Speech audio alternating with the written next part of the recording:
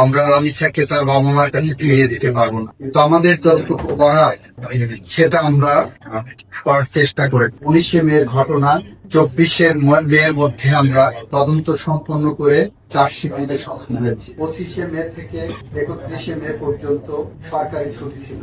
আমাদের নিম্ন আদালত গুলো 1 জুন থেকে 15 জুন পর্যন্ত সরকারি ছুটি ছিল। সরকারের পক্ষ থেকে মাননীয় প্রধানমন্ত্রী বলেছিলেন আমরা 1 মাসের মধ্যে বিচার প্রক্রিয়া সম্পন্ন করার প্রতিশ্রুতিবদ্ধ।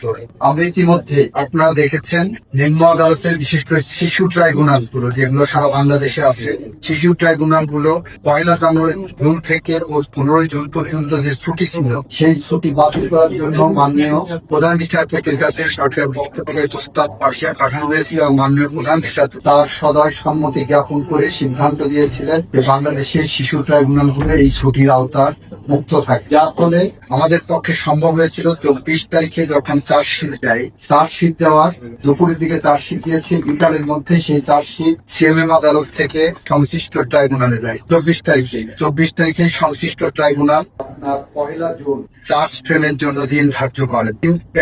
এর মধ্যে অন্য কিছু ফর্মালিটিস থাকে, তার একটি হলো আসামি পক্ষ কোনো আইনজীবী দেয়নি বা ঢাকা বারের সিদ্ধান্তের কারণে কোনো আইনজীবী আসামি পক্ষের দাঁড়াতে হয়তো সম্মতি দেন।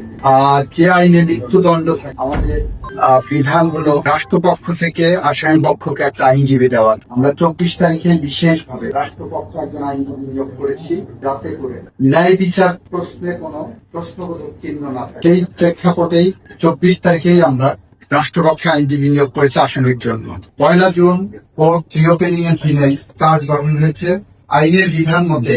পরবর্তী দিন সাক্ষ্য গ্রহণ হয়েছে, তারপরের দিন আসামি পক্ষকে দোষ 342 ধারায় পরীক্ষা বলে তাদের সাক্ষ্য দেওয়ার সুযোগ আছে, সেদিন ধার্য হয়েছে। সেখানে আসামি সোহেল রানা নিজে দায় স্বীকার করেছে। তারপর সেদিন আমরা যুক্তিতর্কের জন্য এখানে আদালত রেখেছিলেন। আমরা আমাদের পক্ষ থেকে রাষ্ট্রের পক্ষ থেকে যুক্তিতর্ক উপস্থাপন করতাম,